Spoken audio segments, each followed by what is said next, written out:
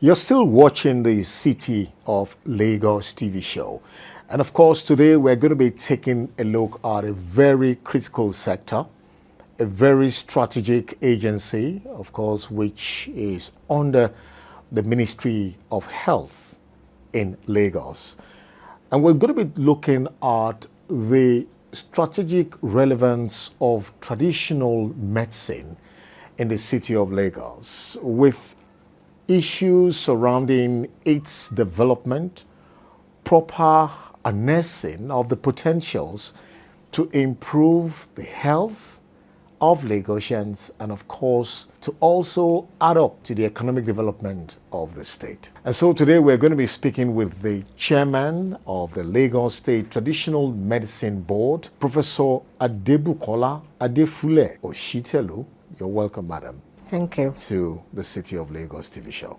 This agency is a very critical agency, talking about its relevance in the health sector. And of course, comparing traditional and orthodox, it has become a long-standing tradition as an African country and for a very unique city like Lagos, looking at the health of Lagosians, exploring the potentials of tradomedical options to give Lagosians a better life. So, in line with the themes agenda of Mr. Governor, Mr. Babajide Sanwo-Olu, to what extent has this agency lived up to expectations of the government and, of course, Lagosians? Thank you. First of all, I think we need to thank the governor, Mr. Babajide Olusola Sanwo-Olu, for making it possible that traditional medicine is given some relevance. And also, we thank the Honorable Commissioner of Health, Professor Akin Abayomi, for his keen interest. They've been participating deeply. 80% of our people, they prefer the natural modes of health care. By the time you see them go into the hospital, maybe they have tried the natural and it's beyond the natural what is it. World Health Organization, WHO, also considers it very, very important that the traditional mode of medical sector should be upheld. Till date, what would you say are the major significant achievements of this board under your administration to improve traditional healthcare delivery in Lagos? The board was inaugurated 2020, and since January we came on board. We started with reconciliations because we discovered that most of these practitioners belong to different associations. Like our people, everybody is a president. Everybody is the CEO. So we had to reconcile them. We also decided we must regulate them. They must be regulated because we are being guided by the Reform Law of 2006, and that is bringing them to the knowledge that, one, they are relevant to the society, to the community, that they must practice at par with the orthodox. So which means we have to raise the standard, regulate them. Made it quite sure that nobody must practice without being licensed. From that, we had to train them. For the first time, all trainings are digital. And for the first time, those hawking on the streets, everybody knows them as Alagbo. We call them herbal dispensers. They didn't know it was illegal. We had to, sensitize them to this. They've been brought in now, included in the program. They're now being taught. They have associations that will recommend them to come to the board. They get the form. We do attestation and a sort of interview them. They have 2 weeks of compulsory mandatory training, after which they are now given certificates. They must never be on the road. Even those using microphone, we've told them it's illegal. Give it 6 months. I'm sure you'll never see a single one, because they now know that they must wear their coat, they must have a place, at least a kiosk where they can sit, and we give them a sticker. Should in case anything happens, you can trace back and know who the dispenser is. And this is a big achievement for us. We've reduced quackery. And then with the TBAs, we've been able to reduce mortality, mother and child. And as part of our achievements, we collaborate with the non-governmental organizations. They try to upgrade them to the orthodox standard in the terms of hygiene, immunizations, and also they make sure that there's a referral system. They know their limits. When they see cases going beyond their limits, they must immediately refer. And we've made arrangements with the general hospitals. They never refuse them. So that arrangement is going on very well. And then the traditional birth attendants are also sent to Lascotec. They spend 6 weeks there training, and it goes a long way. They become community birth attendants. From traditional birth, they now become community birth attendants. They are more equipped, they are more knowledgeable, and the practice is much more upgraded. We've been able to successfully commission the Ikorodu zonal office. All the things we have here are also there. We've been to Badagry also, and there's a building there already which we hope will serve very well as the zonal office. And Ekpe is also already promising us. We impressed Suchet so much through FHI. They even donated the highest bus to us, yes. And this has become very, very useful to us because we now use them for monitoring, task force and monitoring. The certificates you issue to the practitioners, are they just limited within Lagos, or they can use it to practice outside Lagos? One thing I'm sure of, Lagos is number one in the whole country. There's no other board doing what we are doing in Lagos right now in Nigeria. And if they're certificated from Lagos, I'm not sure anybody will oppose them from practicing. We have very educated people now in the class, the mandatory 6 weeks training. Pharmacists, doctors, professors have been in the class. We have the children of the practitioners, educated ones, now joining, so that they are now eliminating the practices of their parents, of their grandfathers, and interested in practicing traditional medicine. When it has to do with traditional medicine, there is also the issue of identifying and ensuring efficacy of these drugs. So is the agency involved in any form of research or making sure that members do thorough research in order to also come up with appropriate dosage or usage of these herbs or the products they produce? Our forefathers and great-great-mothers, they know the limits and they have measurements. Recently, we discovered that most of the practitioners are claiming they belong to parents who have been practicing and they've learned from their parents. Now, they identify these leaves. They all know the leaves. They know the efficacy, which we now need to translate into the same standard as the orthodox. But we are praying that the Traditional Medicine Board will be relocated or given a befitting infrastructure, which will have laboratories where we can do our own. We have research groups, but very expensive. And that's why you see that most of their drugs are not listed by NAFDAC because, and then it takes so long for these products to be really evaluated. And good enough, we met when the COVID was still rampaging, and we came up with a mixture that was approved by NAFDAC and also gained TED Fund grant. It contributed to the lower level or the severity of COVID pandemic.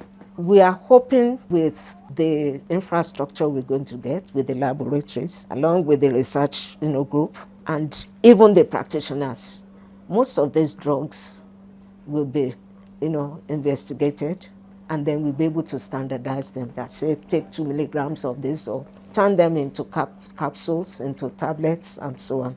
And then be able to run model clinics where you see people with their health problems. Treatments will be in prescription form. Very soon, we'll be able to make herbacopia, not just herbacopia. Chairman, would you tell us, is there any effort the board is making to impress it on the Lagos State House of Assembly to possibly pass a health law that will give you a strong functional standing with the orthodox primary health care or various health projects by the state government in the state?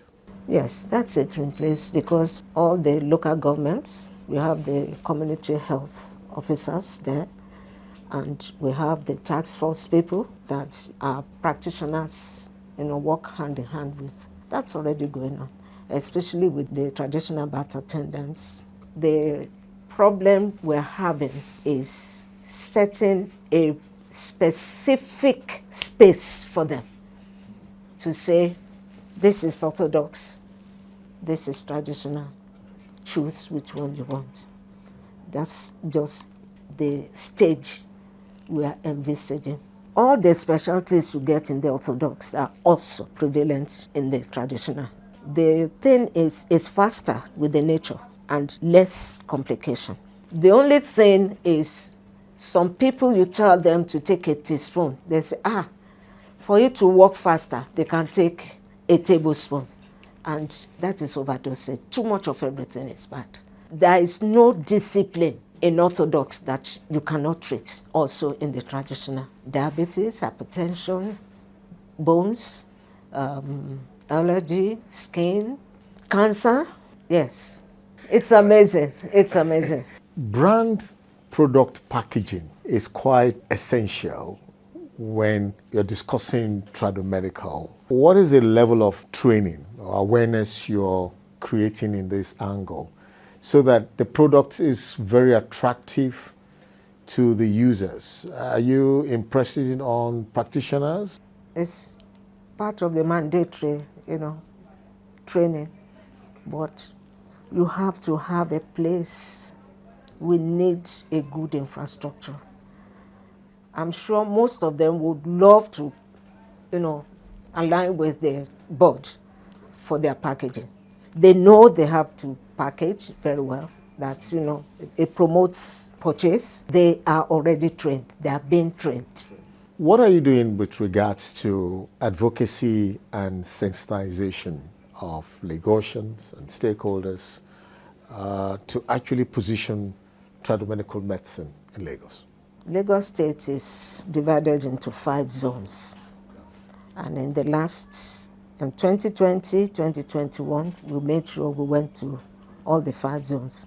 Ibile, I for Ikorodu, B for Badagry, I for Ikeja, L for Lagos Island, and Lekki, and then E for Ekpe. We were able to go through advocacy and sensitization, and it's quite impressive that we involve the traditional rulers when we do this.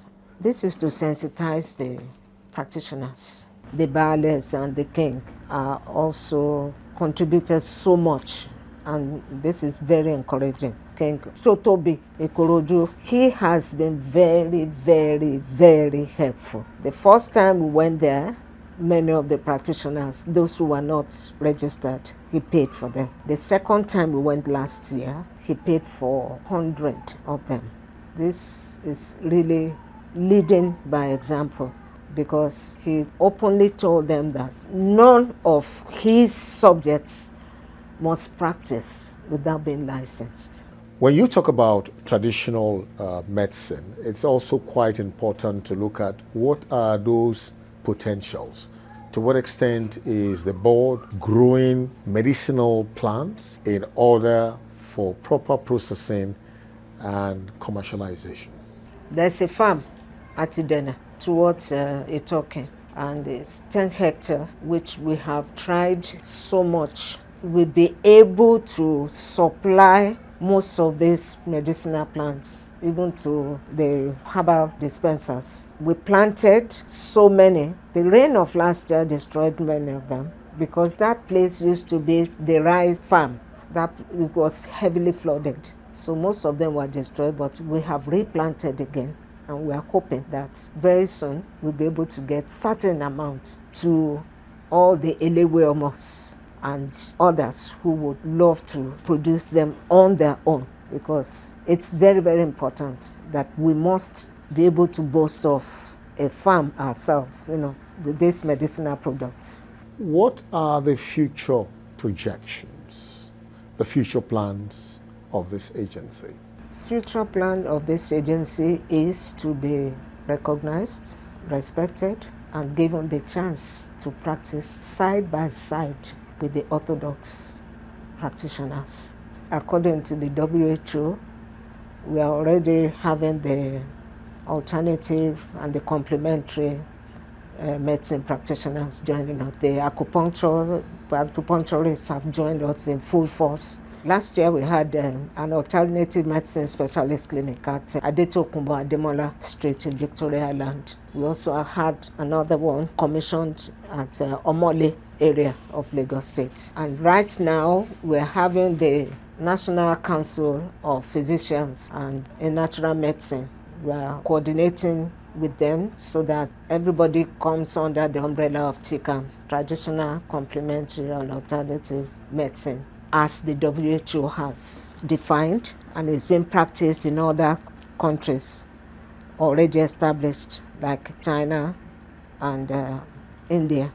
So what's your final word to practitioners, stakeholders, and of course to Lagosians? Lagosians, be expectant that we are working very hard to make sure you get the best of traditional medicine practices in Lagos. For the practitioners, we expect the highest standard from them. Many of them who are not registered are going to be captured. Those who have already been captured should maintain that high standard that they have obtained. And then the general people, there's nothing fetish when it comes to traditional medicine. There is nothing fetish. Most of the products that are in the orthodox, the pharmaceutical world, were derived from plant source. If you don't value what you have, nobody will value it. I make bold to say that traditional medicine has helped me maintain my health to this stage. My eyes, I started wearing glasses at the age of 15. Now I read and write without glasses. I had astigmatism, I had, myopia, they're corrected. My lens opacities have been cleared. My glaucoma is controlled. My ulcer healed, and so many like that. And I have many men now with prostatic enlargement that get relief within a week of management. You have them in specialties like that. There's nothing the nature cannot do except surgery. I want to thank you very much, Professor Adebukola Adefule Oshitelu, Chairman, Lagos State Traditional Medicine Board. Thank you for coming on the program. Thank you very much for having me. It's been quite fantastic listening to you, and we want to wish you all the best. So, Lagosians, you've heard from the chairman of the Lagos State Traditional Medicine Board telling us the giant strides of the board to make significant initiatives, impact in developing healthcare services through the practitioners to complement efforts in orthodox medicine. And so the City of Lagos TV show will continue